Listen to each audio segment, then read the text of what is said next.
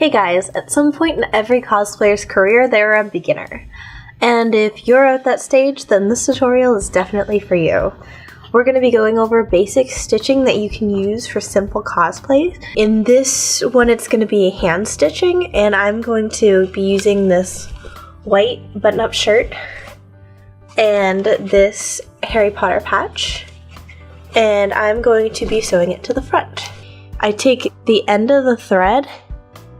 Let me see if you can see it. Oh, you can see it a little bit in front of my face. I take the end of the thread and put it between my fingers and I hold it pretty tight. And then I take the end of my needle and I very carefully stick it through, and then I grab it on the other side with those same two fingers, and then I have the thread within my needle. And be careful to keep holding the thread so it doesn't come out of the needle so you don't have to redo it. And then I'm going to give myself some space because I'm probably going to stitch all the way around. Double up the thread like so. So you see that there is... there we go. There's 2 layers of thread here. The ends are together. And I'm just going to use my scissors here. These nice scissors that are just for sewing. That's one thing you should know. With scissors that are for sewing, always get them nice and sharp and don't use them for anything but sewing. If you use them for cutting paper, cutting cardboard, anything like that, it'll make the scissors dull and then you won't be able to use them for thread and fabric anymore. And now at the end, I am going to knot it. So I just do it like you'd kind of knot anything else. You just kind of bring it around in a circle so that you have a circle going there, and then you push the thread through the circle and pull. Okay, so now the next step, I'm going to cut the tag here off of my shirt. This might be an obvious, and I'm not using my cutting scissors, using different scissors. But you always want to cut your tags off because you don't want to pull at the fabric unless you're going for some zombie apocalypse look, then pull away. Go for it. I've pinned this guy into place to see if he's sitting kind of where I want him. The way that I did this to check this is, you see this right here and this right here, these guys are called pins. I'm gonna pull them out to show you. And what these are for, oh, that one's a little bent. You can stick the pin in and put it down through the patch and then back through the patch and the shirt. And then what that does is it allows you to place the patch wherever you want it and see where it should sit before you stitch it down, which is really helpful. You don't want to stitch the whole thing and then find out it's in the wrong spot. That's awful. I kind of like this placement. Typically I'd put a second pin down there, but I kind of trust, since the patch is big, that it'll still sit where I had it. And now that the shirt is off, I will put a couple more pins in it, so I make sure it's sitting exactly where I want it to. So here I can show you. Next time I show you this, I might do it on a flat surface, but I'm trying to use my hand to keep the shirt underneath as flat as possible.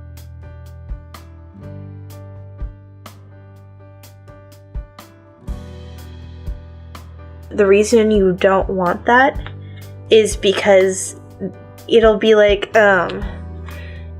having a permanent wrinkle in the shirt. It'll do weird things to other parts of the shirt and look weird.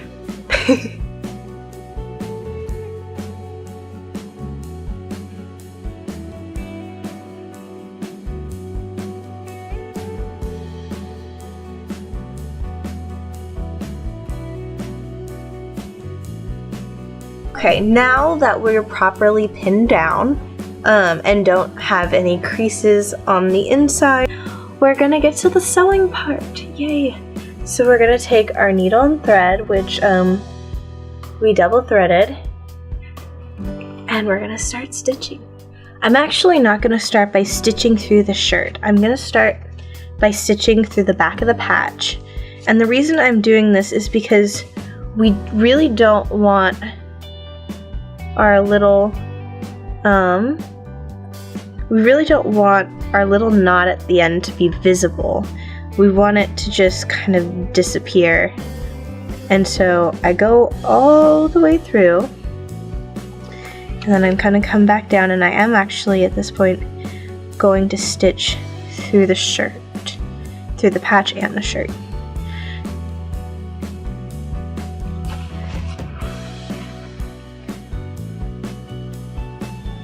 Now make sure that when you're doing this that you always come through on the black part of your patch. You want to make sure that you don't come through the gold or the red. You want to stay whatever color your thread is, you want to keep to that color. You want a nice clean finish. And sometimes you're going to have to look through. Like here, I can't really tell where the black is on the other side, so I just kind of stick my needle through to make sure. And it did come through on the black, but if it had come through on the gold, I haven't pushed it all the way through yet, so I could have easily just taken it back out.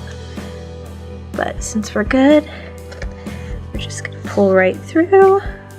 Ooh, and here we got caught on a button, so we're gonna pull here, and it looks like it made the thread uneven, so I'm just gonna pull it out a little bit so that it's even again, and then take the thread on the other side of the shirt and gently pull it through so your thread does not knot.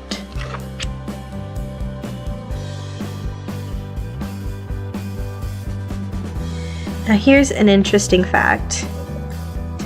Pottermore recently lost my account, and so I tried to recover it and I couldn't, so I ended up making a new account, and I retook all my tests, and instead of being in Slytherin, which I've been in for 8 years, I am now in Gryffindor.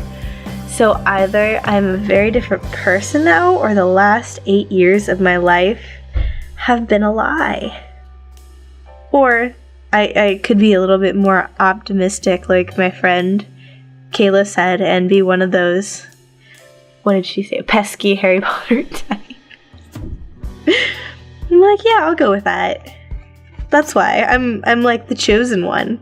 I could be Slytherin or Gryffindor. Okay, so now that I have this whole side kind of stitched, I am going to pull out the pin that's here, because then it's just kind of out of the way, and because when you're stitching, a lot of times your thread can get caught on the ends of these pins, which really kind of sucks. But I would still recommend keeping the pins in the spots where it's not, because it helps keep everything where it's supposed to be. One thing you can actually do if you're having a lot of trouble with your thread bunching up the way I am right now is you can actually just, every time you put your needle through, you can just kind of stick your thumb through the thread, and when you pull the thread through, it'll help keep it even, and then you just kind of let your thumb go in. Yay, we've made it to the end. We've got a nice like little outline of the patch. What we're gonna do for our knot is we're not gonna knot it the same way that we knotted at the beginning. We're gonna do something totally different, and this is something that you can actually do at the beginning as well. I just typically choose to do it at the end because I find it easier to do it at the end, and the other one easier to do at the beginning, but that's just me. So I'm gonna just slide my needle through a little bit of the fabric there, and most people only do this once and do the knot in there, but I do it twice so that I can just get that there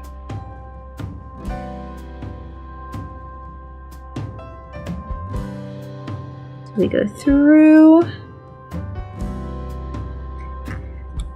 Teeny bit of fabric. We go around the back and through, and then we pull. And once you pull, then you have yourself a knot. And then you're just going to take your nice cutting scissors that we did not use for anything else but the thread, and you're gonna cut as close as you can without cutting your knot, because if you cut your knot, the thread is going to come out. And there is our patch, guys. We can take out the last couple of pins, and we are done. Alright, so now we have a functional patch that is on this shirt. You can't even really tell too much that it was stitched on because we did a good job of stitching through the black and using small stitches so that this thing is secure. This is not coming off. And you might notice that the light is a little bit different. That's because it was kind of evening when I started and now it's night. You need to have a lot of patience for sewing, especially if you want to do a good job, and especially if you're hand stitching. But thank you guys for joining me, and I hope this tutorial helps you get started on your cosplay journey. For more cosplay fun, make sure to like and subscribe.